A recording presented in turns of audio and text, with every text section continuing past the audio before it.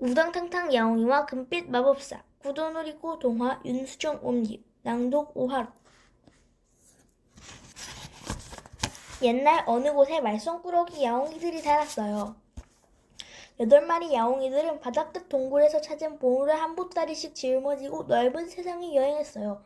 야옹이들의 가장 큰 즐거움은 가는 곳마다 식당에 들러 그 나라에서 가장 이름난 생선 요리를 먹는 것이었죠. 야옹이들은 생선을 아주 좋아했거든요. 하루는 여느 때처럼 식당에서 밥을 먹다가 이상한 소문을 들었어요. 요새 이웃나라에 식인귀가 나타나서 아이들을 잡아간다는군. 맙소사, 정말 끔찍한 얘기야. 야옹이들은 깜짝 놀랐어요. 그런 일도 다 있구나 싶었죠. 야옹이들은 여행을 계속했어요. 날마다 아침, 점심, 저녁을 상다리가 부러지도록 먹고 보물을 밥값으로 냈죠. 그러다 보니 어느새 보물은 다 없어지고 보따리는 텅 비어버렸어요. 큰일 났다, 야옹. 어디서 일을 구하지 않으면 다 굶어 죽을 거야. 마침내 먹을 것이 다 떨어졌어요. 야옹이들은 쫄쫄 굶으며 걷고 또 걸었지요. 사흘째 되는 날 아침에서야 비로소 다음 나라에 도착했어요. 바로 쥐나라였어요. 우리는 여행자이지 수상한 자가 아니에요, 야옹. 생선을 좋아하고 쥐는 먹지 않아요. 먹어본 적도 없어요. 한 푼도 없는데 배가 고파 죽을 것 같아요. 우리가 할 수 있는 일이 없을까요? 하지만 아무도 대답하지 않았어요. 다들 우느라 정신이 없었거든요. 이윽고 쥐 한 마리가 말했어요. 여행자라면 뭔가 알지 몰라. 성에 계시는 임금님께 데려가자. 2. 성은 온통 슬픔에 잠겨 있었어요. 쥐 나라 임금님은 야옹이들에게 물었어요. 오늘 아침에 눈을 떠보니 온 나라의 아이들이 사라졌어. 왕자인 내 아들도 말이오. 여행자들이여, 무언가 짐작 가능이 없소? 야옹이들은 여행하다 식당에서 들은 식인귀 이야기를 퍼뜩 떠올라 임금님에게 들려주었어요. 임금님은 손에 얼굴을 묻고 울먹이며 말했어요. 아침부터 모두 나서서 자고 있지만 우리는 몸이 작아서 멀리까지 가려면 며칠이 걸린다오. 여행자들이여, 혹시 여행길에 실마리를 찾으면 부디 알려주겠소. 야옹이들은 임금님의 부탁을 받아들였어요. 임금님, 알겠습니다, 야옹. 그 전에 뭔가 먹을 것을 베풀어 주시지 않겠습니까? 벌써 사흘이나 굶어서 눈앞이 노랗습니다. 쥐나라는 땅이 거칠어서 곡식이나 채소가 잘 자라지 않았어요. 언제나 먹을 것이 부족해서 쥐들은 배를 고르며 지냈죠. 그렇지만 쥐 임금님은 마음이 너그러웠어요. 음식은 얼마 없는데도 8마리 야옹이 보따리에 빵을 가득 채워주었어요. 우리나라는 가난해서 그대들에게 줄 일거리는 없어. 도와주지 못해 미안하오. 그렇지만 이 길로 가면은 며칠 안에 이웃 나라에 도착할 것이오. 그곳엔 뭔가 밥벌이 할 일이 있을 거예요. 야옹이들은 진심으로 고마웠어요. 임금님, 먹을 것을 나눠주셔서 정말 감사합니다. 아이들에 관한 실마리를 찾으면 곧바로 알려드리겠습니다. 임금님과 수많은 쥐들의 배웅을 받으며 야옹이들은 빵이 든 보따리를 짊어지고 이웃나라로 떠났어요.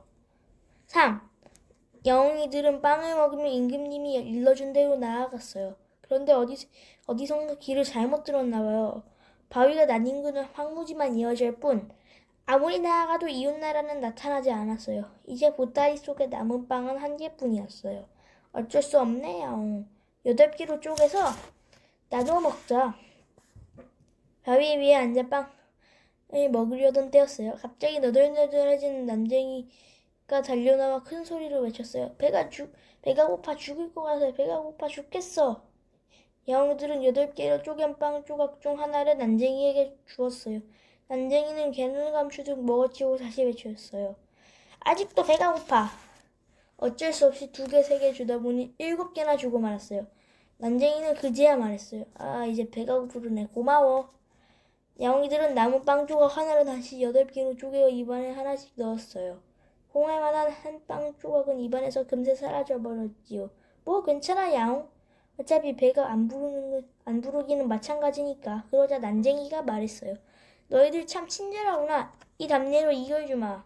그것은 풀줄기로 만든 필이었어요. 어려움에 부닥쳤을 때 이 불면 반드시 도움이 될 거야. 다만 딱 한 번만 쓸 수 있어. 잘 생각하고 써야 돼. 야옹들은 서둘러 떠나려는 난쟁이를 붙잡고 사라진 쥐나라의 아이들에 대해 물었어요. 그러자 난쟁이가 소리쳤어요. 그건 너희가 찾아야 해. 그리고는 어디론가 가버렸어요. 야옹이들은 꼬르륵거리는 배를 움켜쥐고 계속 걸었어요. 4. 어느새 길은 험난한 산으로 이어지고 날이 저물어 사방이 캄캄했어요. 야옹이들은 겁이 났지만 달의 위지에 산길을 올라갔어요. 그런데 어디선가 맛있는 음식 냄새가 솔솔 풍겨왔어요. 좋은 냄새가 난다. 냄새를 따라 허둥지둥 산길을 가다 보니 눈앞에 높은 바위와 벽으로 둘러싸인 낡은 주택이 나타났어요. 커다랗고 검은 철문 앞에 이르자 꿈쩍도 하지 않을 것 같던 철문이 저절로 스스로 열렸어요. 킁킁, 좋은 냄새는 이 안에서 나는 것 같아. 가보자, 야옹야옹. 대문 안으로 들어가더니 안뜰에 흙과 새카만 밭이 보였어요. 그 옆에는 작은 연못이 별빛이 비쳐 아주 반짝반짝 빛이 났어요. 뜰을 가로질러 갔더니 부엌이 나왔어요. 부엌에는 발이 3개 달린 커다란 냄비가 묵직하게 놓여 있었어요. 냄비 안엔 맛있어 보이는 생선 스프가 가득했어요. 생선 스프에는 김이 펄펄 끓어올랐죠. 야옹이들은 큰 소리로 외쳤어요. 안녕하세요, 야옹. 우리는 여행자예요. 길을 잃었어요. 여기 어떤 분이 사는 저택인가요? 하지만 아무리 기다려도 대답이 없었어요. 배고픈 8마리 야옹이들은 몇 번이나 입을 모아 물었지만 저택은 쥐 죽은 듯 조용하기만 했어요. 슬쩍 봤더니 냄비 옆에 은접시와 은숟가락, 스프를 퍼담을 국자가 있었어요. 야옹이들은 접시에 스프를 퍼담아 허겁지겁 먹었어요. 이 스프 정말 맛있다, 야옹. 이렇게 맛있는 음식은 지금껏 어떤 식당에서도 먹어본 적이 없어. 야옹이들은 정신없이 접시를 비우고 또 비웠어요. 그런데 신기하게도 아무리 먹어도 냄비에 든 스프는 줄지 않았어요. 먹고 또 먹어서 배가 터질 지경이 되자 야옹이는 너도나도 배를 두드리며 입을 모아 말했죠. 아, 배불러서 더는 못 먹어. 그 순간 냄비가 텅텅 비어버렸어요. 5.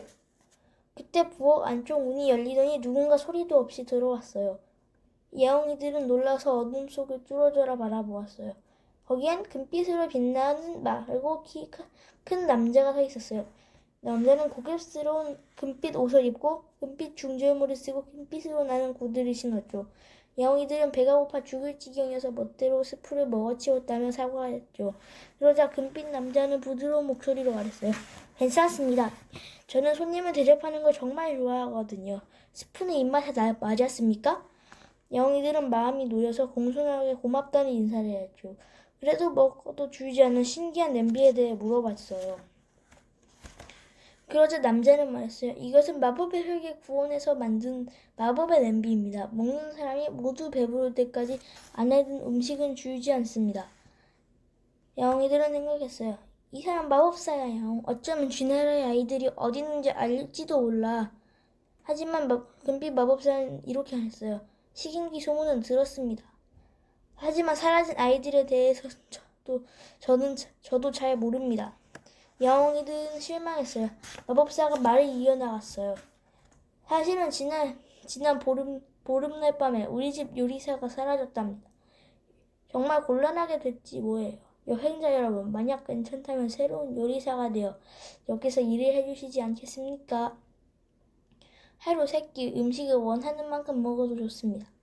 야옹이들은 기꺼이 그러기로 했어요. 겨우 이를 찾았다, 야옹. 게다가 배불리 먹을 수 있는 일이라니. 야옹이들은 부엌 옆에 있는 요리사 방을 쓰게 되었어요.